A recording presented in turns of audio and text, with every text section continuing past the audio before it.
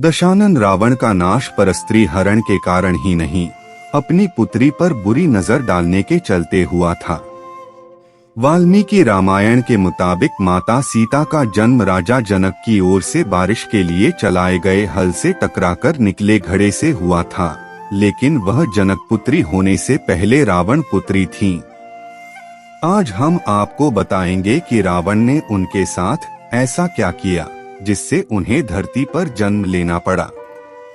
निसंतान रहे मिथिला नरेश जनक ने धरती से मिली सीता को अपनी पुत्री मानकर लालन पालन किया और स्वयंवर के जरिए वह श्री राम की अर्धांगिनी बनी। मगर असल में सीता रावण और मंदोदरी की बेटी थी। इसके पीछे सबसे बड़ी वजह बनी भगवान विष्णु की उपासक वेदवती।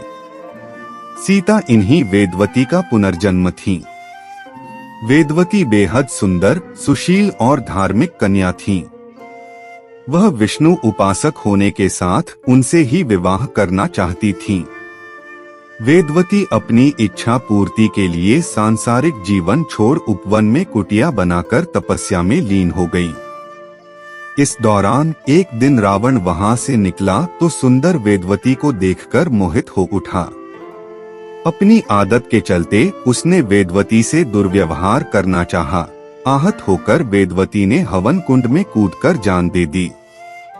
मगर मरने से पहले उन्होंने रावण को श्राप दिया कि वो खुद रावण पुत्री के रूप में जन्म लेकर उसकी मृत्यु का कारण बनेंगी। पौराणिक कथाओं के अनुसार कुछ समय बाद ही रावण की रानी मंदोदरी गर्भवती हो गईं, जिनसे एक पुत्री प्राप्त हुई। इसे वेदवती के श्राप का असर समझकर रावण ने जन्म लेते ही पुत्री को सागर में फेंकवा दिया। सागर में डूबती कन्या सागर देवी वरुणी को मिली, जिन्होंने उसने धरती की देवी पृथ्वी को सौंप दिया, जहां से वह राजा जनक और रानी सुनैना को मिली और कालांतर सीता के रूप में जानी और पूजी गईं। राम विवाह और पंचवटी में सीता के अपहरण के चलते श्री राम ने लंका पर चढ़ाई कर रावण वध किया। सीता मैया दिव्य स्वरूप मानी जाती हैं। कहा जाता है कि जब रावण उनके अपहरण के लिए आया, इसके पहले ही सीता ने अपना वास्तविक शरीर अग्निदेव को सौंप दिया था।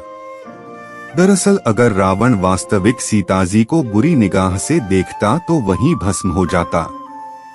यही वजह थी कि अंत में भगवान राम ने अग्नि परीक्षा के रूप में सीता को अग्नि देवता से पुनः प्राप्त किया, लेकिन धरती से उत्पन्न हुई सीता अंत में उसी में समा गईं।